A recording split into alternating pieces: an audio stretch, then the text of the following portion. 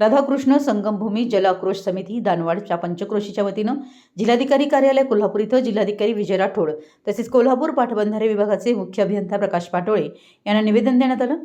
यावेळी प्रस्तावित राधाकृष्ण पाणीपुरवठा योजनेला कोणत्याही परिस्थितीत परवानगी देऊ नये अशी ठाम व आक्रमक भूमिका समितीच्या पदाधिकाऱ्यांनी मांडली आहे।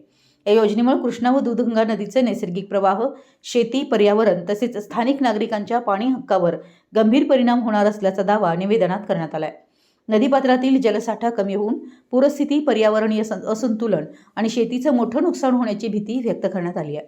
समितीच्या पदाधिकाऱ्यांनी प्रशासनाला स्पष्ट इशारा देत ही योजना कोणत्याही परिस्थितीत होऊ देणार नाही।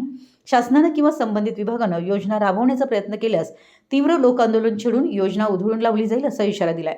यावेळी समितीचे अध्यक्ष संतोष आठवले, उपाध्यक्ष सुकुमार पाटील, माजी सरपंच जुने दानवाड, कार्याध्यक्ष दीपक पाटील, जिल्हाध्यक्ष आंदोलन अंकुश संकडना, सचिव कुणाल पाटील, मुख्य समन्वयक advocate Rahul Raj Kamble, advocate Suresh Patil, सहसमन्वयक CD Patil, लोकनियुक्त sarpanch नवे दानवाड, संजय धनकर, माजी सरपंच नवे दानवाड, उदय पाटील, युवक काँग्रेस जिल्हा सरचिटणीस ॲडव्होकेट युवराज घोरपडे, संजय पाटील, माजी सरपंच खिद्रापूर, तुकाराम चिगरे, माजी सरपंच टाकळीवाडी, नियाखान मोकाशी, माजी सरपंच खिद्रापूर, बंडू दानवाडे, माजी सरपंच राजापूरवाडी, नितीन बागे, युवक काँग्रेसचे नेते, राजू पाटील सुळकुडे, सज्जन सिंग राजपूत, संचालक खरेदी विक्री संघ शिरोळ, प्रशांत पाटील, गोठू गुरव, उत्तम कांबळे, माजी सरपंच नवे दानवाड, प्रशांत कांबळे, अचिन हेरवाडे, सूरज शिंगे यांच्यासह दानवाड, दत्तवाड, टाकळी, राजापूर, खिद्रापूर व परिसरातील नागरिक मोठ्या संख्येने उपस्थित होते।